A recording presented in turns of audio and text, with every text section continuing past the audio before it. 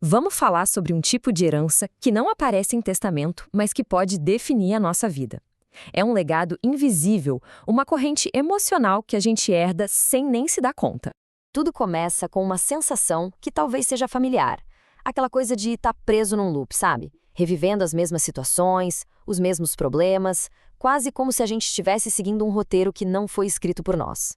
E tem mais. Já aconteceu de sentir uma angústia, uma raiva ou uma tristeza que parece grande demais para sua própria história?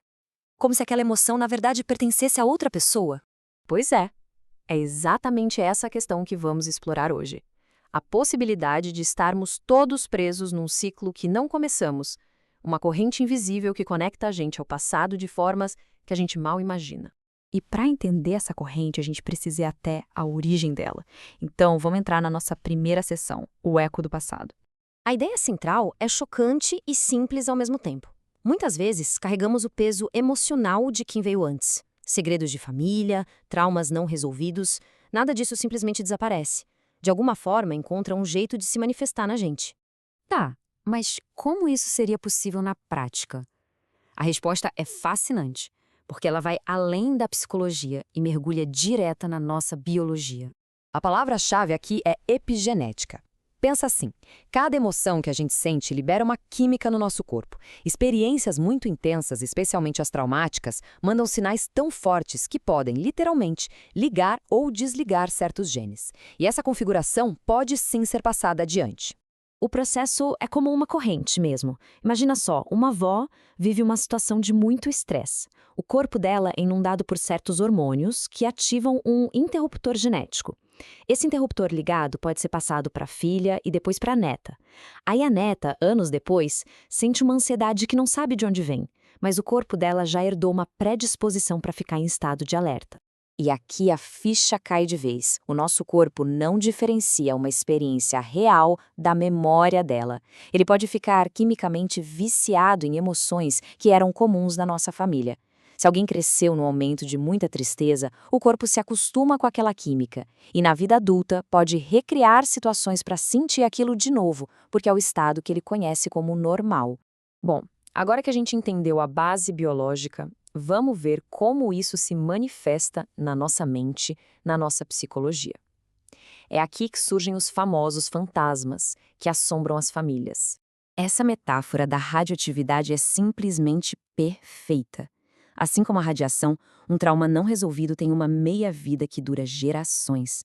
Segredos, lutos não vividos, dores que ninguém nunca falou, tudo isso continua emitindo uma energia que afeta todo mundo, mesmo quem nem sabe da história original. Esse slide aqui mostra essa conexão de um jeito muito claro. De um lado, a dor não resolvida das gerações passadas. Do outro, a vida de alguém hoje, cheia de inibições sem motivo aparente e desejos confusos. É como se a dor antiga virasse um manual de instruções invisível que guia as nossas escolhas. E o ciclo se mantém de um jeito muito concreto. Pais que carregam as próprias feridas sem perceber acabam projetando suas necessidades e medos nos filhos. A criança, para se adaptar, assume um papel que não é dela, e a disfunção vai passando adiante. Quando vê, o adulto está repetindo as mesmas frases, os mesmos comportamentos dos pais. Olhando para tudo isso, a sensação pode ser de total impotência. Mas e se essa herança for mais do que só um fardo? A perspectiva da Cabala, por exemplo, oferece um ângulo completamente novo, que fala sobre propósito.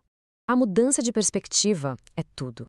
E se em vez de sermos prisioneiros do passado, nós formos na verdade a geração escolhida para curá-lo? E se essa dor herdada for na verdade um chamado para uma missão de vida? Na Cabala, isso tem um nome, Tikkun, que significa correção ou reparo. A ideia é que a alma não escolhe uma família por acaso. Ela vem justamente para aquele sistema familiar onde estão as rupturas que ela tem a missão de consertar. Os nossos maiores desafios são, na verdade, as nossas maiores oportunidades de correção. Essa ideia de que as ações ecoam por gerações é muito antiga. Textos milenares, como o livro do Êxodo, já falavam de um impacto que podia se estender por até 4 gerações. E isso não deve ser visto como uma punição, mas como um jeito de ilustrar a profundidade da nossa conexão familiar e o tamanho da nossa missão de cura. Certo? Então, como a gente começa essa missão? Como é que se quebra essas correntes biológicas, psicológicas e espirituais?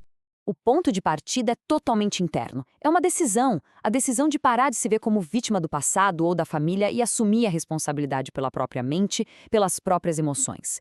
A cura começa na autoconsciência. E esse caminho tem passos bem claros. Primeiro, a gente assume a consciência do padrão.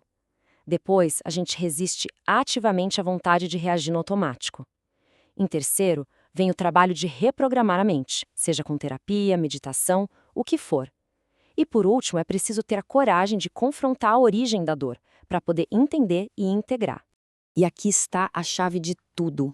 Não adianta só entender o passado. É preciso gerar um estado emocional novo, agora. Uma emoção elevada como gratidão, alegria ou liberdade, que seja tão poderosa, mas tão poderosa que consiga reescrever a assinatura biológica do trauma antigo. A energia do futuro tem que ser maior que a energia do passado. No fim das contas, quando a gente reconhece essa herança toda, a gente ganha o poder da escolha. Não dá para mudar o começo da nossa história, mas nós temos total poder sobre como ela termina. A questão final, então, não é sobre o que a gente herdou, mas sobre qual legado a gente vai decidir deixar.